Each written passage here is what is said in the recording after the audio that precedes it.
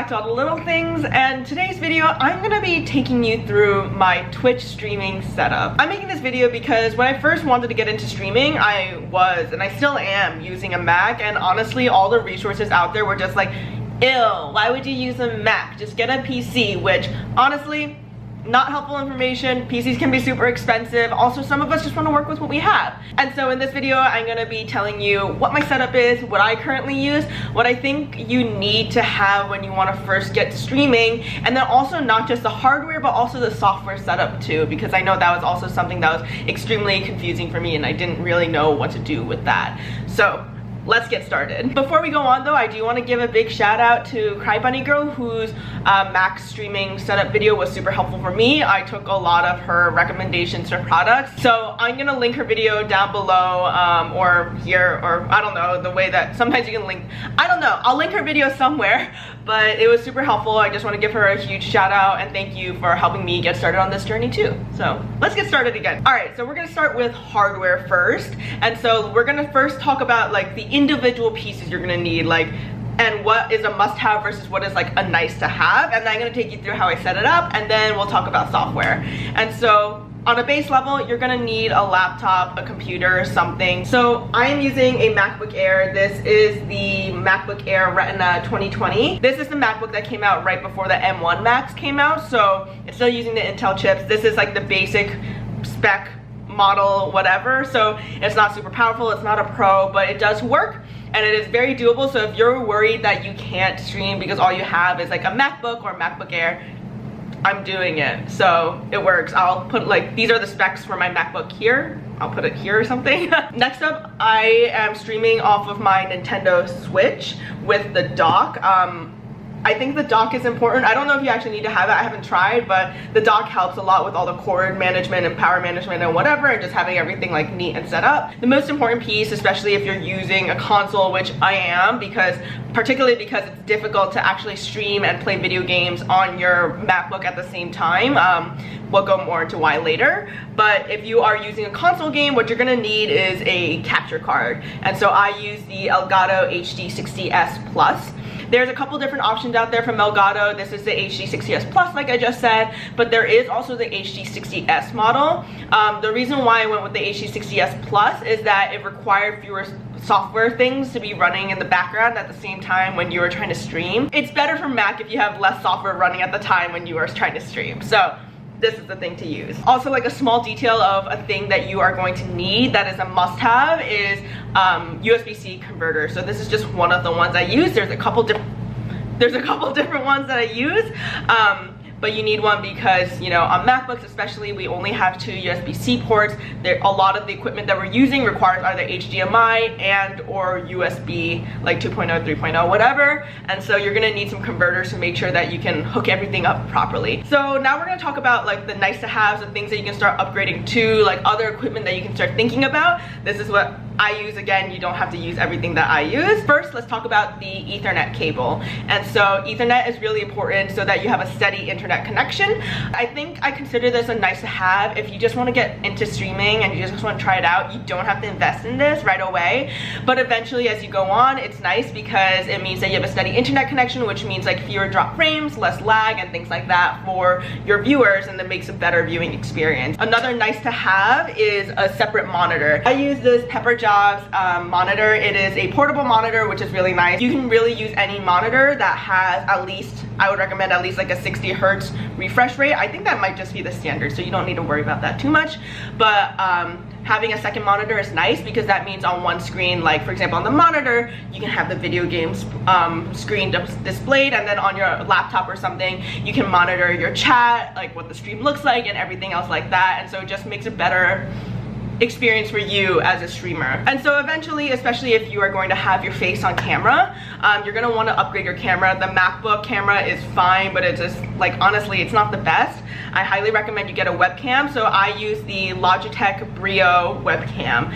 The nice thing about the Logitech is that you're also able to download a separate software to manage like how wide the frame is, how zoomed in and out you are, what it's cropped like. You're also gonna want to provide good audio for your viewers eventually as well. And so I use the Audio-technica AT2020 USB Plus microphone. The point of upgrading a microphone besides like headphone microphones or like a laptop mic is just that it delivers a better auditory experience for your viewers. Like they're able to hear you better, you sound crisper, you don't sound as like tinny. So overall, like a good like investment thing to have. Another detail for Mac streaming is that you just want to be aware, especially as you're adding more equipment, that you need more USB ports.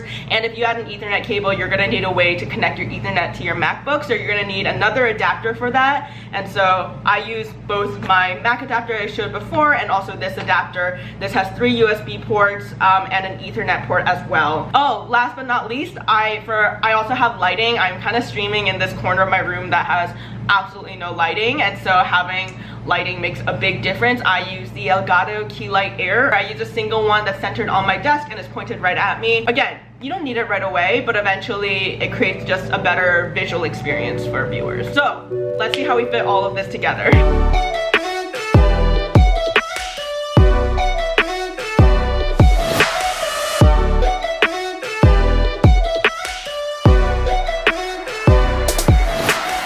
And voila, that's our setup. Here we have our MacBook Air with these 2 dongles attached. One is this USB-C converter with a charger, and then a USB plugged in that hooks up to our Elgato capture card. The second is this dongle that has 2 USBs and, our Ethernet. I did not plug in the Ethernet, I forgot, but it would have the Ethernet plugged in. And so one of the USBs goes to our camera up there, and the other one feeds into our microphone, which is right here. And then for our capture card, so we just talked about one USB-C that's going into our laptop through a USB-C to USB cable. Then we also have an HDMI input that is coming from our switch, which is over here. And then our output is this HDMI to mini HDMI that goes to our display. So if I were to turn on my switch, yay, we see it pop up. I was worried it wasn't going to for a second. All right, so now that we've talked about the hardware, like what you need, what I use, what I think is like essential for your first stream and whatnot, let's talk about the software. This is also especially tricky for Mac, and I think I had to do like a lot of forum digging, Reddit spelunking and things like that in order to get through all of these things. So let's talk about what you need to do for software. All right, so now that we're talking about the software part of this, let's start with the most basic part of this, and that is what your streaming software is. There are a ton of options out there, but the one that comes the most recommended is OBS. A lot of people like it primarily because over other streaming softwares, this provides a lot of ability to both customize and be able to have a lot more control over your stream, which I think as you advance, that will become much more essential. But I think there's a lot of great options for beginners. When I started streaming, I used Streamlabs OBS, also referred to as Slobs. What is the difference between Streamlabs OBS versus OBS? Streamlabs is a separate service that hooks into your streaming services. So for example, you can like log in with your Twitch account, and it like pulls data and information from your Twitch account and aggregates it in a single spot. It also provides a lot of resources for streamers. So for example, like overlays, which is like where we see all of this fancy stuff. So for example, if I like open this up, it has like these transitions and things like that. Hello. And so it this is where my game would be. So it provides all of that stuff for you as well. And there's a ton of different options. It also provides like things like alert boxes, which are like the alerts that you can see on streams when people are like, you have a new follower or subscriber or things like that. And so it has all of that information for you as well, which is fantastic. And so Streamlabs OBS, the perk of that is that it builds all of that stuff already into it. So it's a combination of Streamlabs OBS with OBS. With OBS, you have to do a lot more manual work to link those things together when you import what we call sources, which are these things and things like that. You have to like provide the URL, so there's just a little bit more complexity there. And so that might be difficult, that might just not be something that you want to deal with when you are starting out streaming. The perk of OBS though, especially for Mac, is that primarily the reason why I switched over is that it uses less CPU. Why does that matter? Okay, so the reason why a lot of people are saying Macs just aren't built for streaming, just get a PC, whatever, from what I can understand is because Macs don't have what is called a dedicated GPU, which is for encoding the videos, for processing the videos and the video and the graphics in the games themselves. It just doesn't have anything really dedicated to that, or anything that's as good as what PCs can have. The issue with that is that means then instead of using a dedicated graphics processing unit for all of that stuff, it's now using your computer, like regular CPU stuff. And your CPU is used for like literally everything else. And so if you start overloading your CPU, your computer starts to slow down. And when your computer starts to slow down, that means all the graphics processing lags, all the encoding lags, everything just slows down. It is not pretty. Your computer sounds like it's about to take off. It's like a rocket about to go to Mars. And so that's why people say that Macs are not great for that. They're just not built for streaming. They're not going to catch up, whatever. And so everything that I have done for my computer has been to minimize the amount of CPU that we are using at a given time whenever we are streaming with games with lots of graphics. So given that OBS uses less CPU than slobs, that is why I transferred over. Alright, so now let's talk about the actual settings and preferences that we need to set in OBS for our stream. And so if we open up preferences in OBS, alright, so we have our general stream. When you first stream, you're going to want to set it up in the stream tab. You're going to want to talk about your service, which is Twitch, or there's a couple of different options.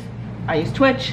And then in Twitch, you're going to have a stream key that you want to post, that you're going to want to link here. This is just so that Twitch knows that it is you who is streaming and that OBS knows where to stream to, kind of. And so really the thing that happens is when we go to output when we go to streaming. So there's a couple things. Bitrate, I'm not quite sure what bitrate is besides the amount of data that is broadcasted over like per second, kilobytes per second. Anyways, my bitrate is 4,500 kilobytes per second. My keyframe interval is 2. That's not just the only thing we want to talk about. So let's go to output mode up here. Oh, I can't highlight it, but output mode. And you're gonna want to make sure that's set on advanced. And what you're going to want to do is change your encoder. So what we were just talking about with the encoding and with our why like people might not recommend Macs for streaming and things like that is that the encoder, the whole encoder thing, CPU, GPU, whatever. What this is going to be default set to is X264. X264 is basically a CPU encoder. But there is a way that you can use a hardware encoder that Apple has. I think I've seen some discourse online on whether or not you actually want to do this. Quite frankly, it has worked for me. I have had better streams with this. So if it worked, it's been working for me. So if you're having trouble, you're gonna wanna try this out. But the issue here is that OBS doesn't by default show your hardware encoder. In order to get this option, you're gonna have to do a little bit of hacking. So I mentioned before, OBS is an open source software, which just means that anyone can contribute to it and people can maintain it and contribute to it and add features that they think are relevant and things like that. And so the great thing is that means that people have already made the relevant code changes in order to make this accessible, and so it's available to us even though it's not part of the main OBS build. So if you do some Googling, you're gonna come across the OBS forums, and in this OBS forums there's going to be this post called Apple VT H264 hardware encoder unlocked for Apple Silicon M1. This is not just for the Apple Silicon M1. I have been using it, but they're talking about replacing this like Mac VTH264.so file, and there's an attachment for it. What you're going to want to do is you're going to want to download the zip. You're going to want to unzip it, and then you're going to want to replace the currently existing file in OBS with the downloaded file. Now you're probably wondering, how do I do that? There is a poster who explains it, but I will also walk you through it just because I know it can be confusing. And so what we're going to want to do is we're going to want to open up Finder. We're looking at our applications page in Finder. What we're going to want to do is we're going to want to find OBS. We're going to want to control click it, and then we're going to say show package contents. We're going to go to contents, then we're going to go to, I believe, plugins, and then yes. So you're going to go to plugins, and then you're going to want to replace the existing Mac VTH264.so file with the unzipped file that you had downloaded. Once you do that and you restart OBS, you should be able to find this option for the hardware encoder in your output settings for this. And so that is my Twitch setup. I hope that this has been helpful for you. Again, I think, getting the relevant equipment is important. Getting their software set up is important and also really difficult if you're working off of Mac. So I hope that if you are someone who uses Mac and looking to get into streaming, that this has been super helpful. If you have any questions, feel free to drop them down below and I'll try to I'll try to answer and help out if I can, and others can also chime in as well. I can't wait to see what all you streamers end up doing, and welcome to the streaming community. I'll see you guys soon.